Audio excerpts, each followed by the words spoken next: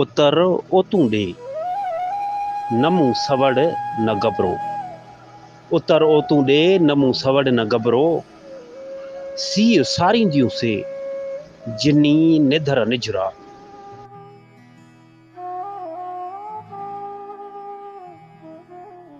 अस्सलाम वालेकुम हक़ मौजूद जी सिंह जी लतीफ़। सुर रिप जो ही बैत आहे। हिन मौसम जे हिसाब सां आहे। सियारो हले पियो, दिसंबर जूं सर्दियूं सख़्त सीउ पिया हलन।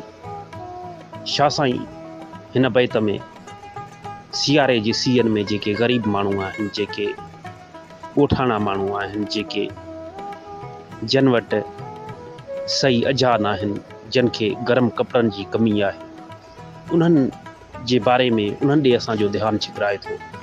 उतर ओतूं ॾे न मूं सवड़ न गबरो। हिकिड़ो ग़रीब लाचार इंसान आहे। उहो चए थो त उतर जी सर्द वाव अची पलटूं लातियूं आहिनि, ओतूं पियो ॾे। मूंखे न सवड़ आहे न गबरो आहे, यानी गंदी या रिली आहे। सीउ सारींदियूं से जिनी निधर निजरा।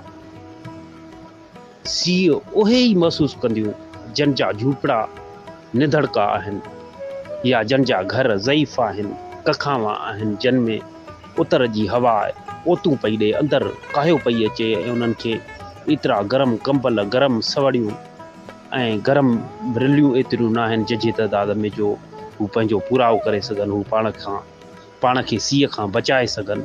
छा साईं उन्हनि माण्हुनि जी ॻाल्हि कई आहे। असांजे समाज में खोड़ माण्हू अहिड़ा मौजूदु आहिनि जिन ॾे छा साईं असांजो ध्यानु छिकरायो आहे त अहिड़ा माण्हू जेके आहिनि उन्हनि जी सार लहो, उन्हनि खे गरम कपिड़ा ॾियो। जेके तव्हांजे ओसे पासे में आहिनि, जेके तव्हांजे पाड़े में आहिनि, उन्हनि जी वाहर करियो हिन सियारे जे सीअनि में।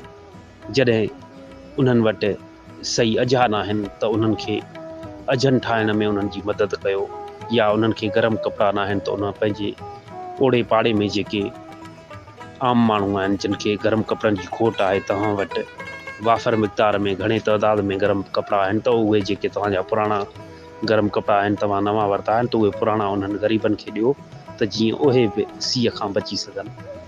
अचो त छा साईं जे बैतनि, आयतुनि ऐं नसीहतनि खे पढ़ूं, परखूं, परोड़ियूं ऐं उन ते अमल कंदे ग़रीबनि, बेपहुचनि ऐं जेके आम माण्हुनि जी मदद करियूं त जीअं उहे बि सीउ खां बची सघनि। जी लतीफ़ साईं जी ॿोली।